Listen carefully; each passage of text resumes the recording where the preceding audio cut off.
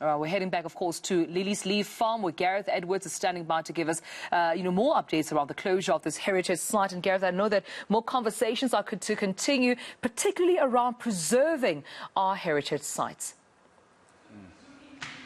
That's right, Tamila. Welcome back to all of those who just joined us now here at Liliesleaf Farm. Some very worrying news that's been reported on about the closure of this heritage site. Speaking to the CEO a little bit earlier, suggesting that there are still ongoing conversations. There's a press conference by the board, the trustees, if you will, this coming Monday. Obviously not able to give too much detail about some funding possibly coming in as well. We're going to be talking about that a little bit later as the weekend goes on as well. Now let's bring into the conversation a well-known historian and always joins us on Zoom. And so good to have you with us in person this morning, Professor Petia van Zyl, historian. I mean, when you and I sit here, and I'm sadly to even understand what the significance of 1961 and 1963 and beyond was about. It's quite something to sit here. How sad is this for you to know it could be closing?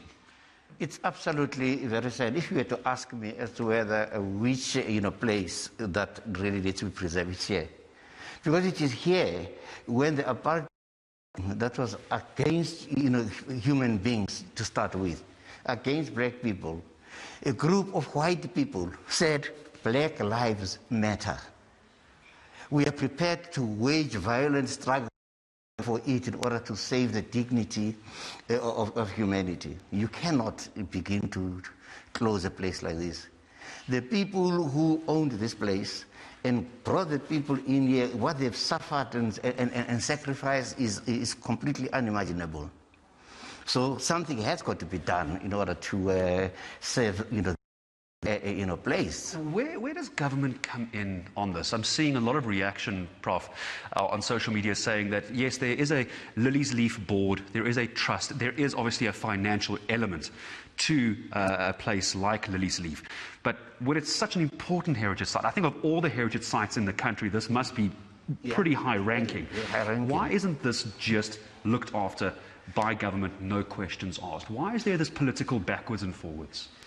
Yeah, no, what is very, very, very important is that if this institution here can be linked to one of the Gauteng-based universities to be used as an educational resource, an institution, then it will be under proper management and also supervised. And it doesn't only apply to this, but with a apartheid museum or any of the things where the government actually puts in the monies.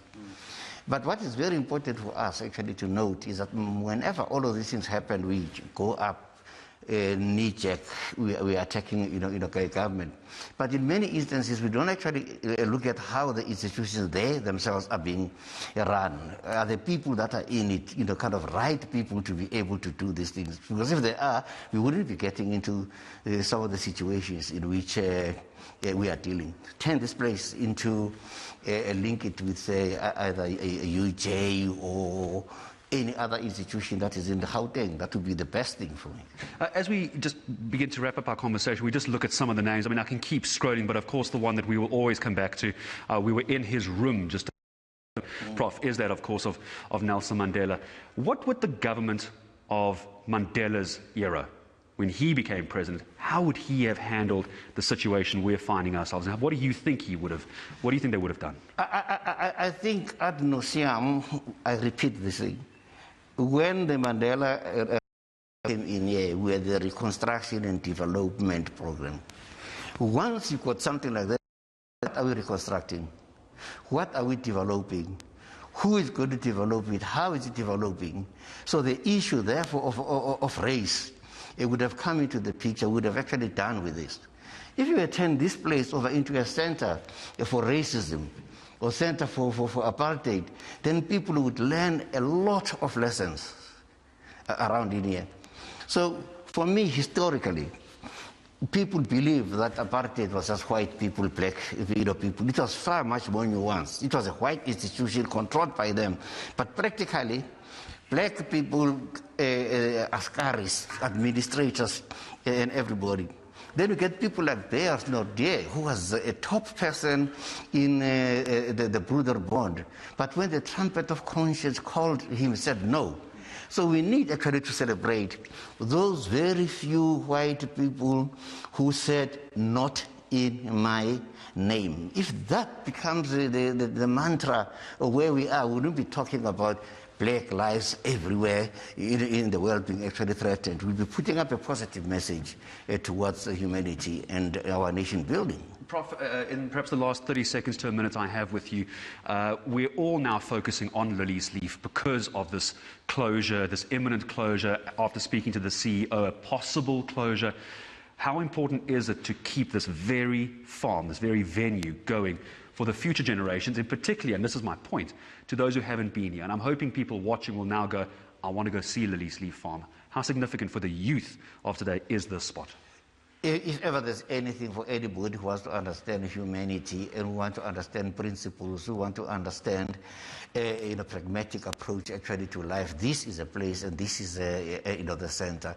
Hence, we still say that some university must take over and other things, and in partnership with the local, provincial, art, center, monitored, obviously, the government. If you put up your money in it, you have to make sure that these things work. As far as everybody's concerned, we shouldn't even be having this discussion. We should be talking about heritage and Heritage Month and what it means in the month. Professor, here we are sitting about trying to find a way and get answers to how to keep Liliesleaf Farm open. Prof, I always appreciate your time in coming all the way here to come speak to me this morning. Professor Petia van Zyl, well-known historian, regular guest on ENC. We're sitting in one of the most significant moments of history in South Africa. How do we keep the pages turning? How do we keep on filling up those pages? Well, right now it still hangs in the balance about Liliesleaf Farm. We await further details from the board trustees to see if we can keep this part of our history open. For the moment, Tumelo, let's come back to you in our studios in Hyde Park.